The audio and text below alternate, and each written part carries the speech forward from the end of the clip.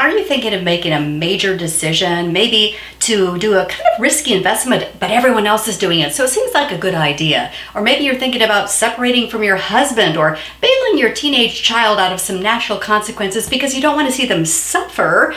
Well, before you make a major decision, I'm just going to read a little section of Genesis, the story of creation, starting in chapter 3. Listen along and see if you can learn from Eve something you should consider before you make a major decision.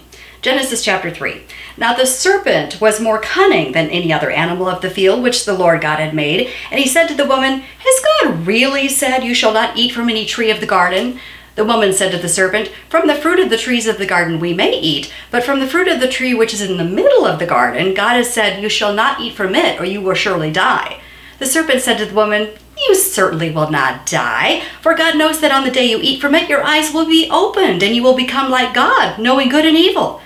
When the woman saw the tree was good for food, and that it was a delight to the eyes, and that the tree was desirable to make one wise, she took some of its fruit and ate. And she also gave some to her husband, and he ate too.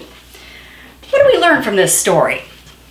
Well, as I was pondering this, it occurred to me that the serpent came to Eve when she was all alone, and she didn't consult Adam. She didn't go find Adam and ask his advice before embarking on this major decision, this really bad, horrific decision that's affected all of us. She didn't inquire of Adam. She didn't talk to anybody else as she was deliberating and considering making this decision, and that's something that we need to ponder too.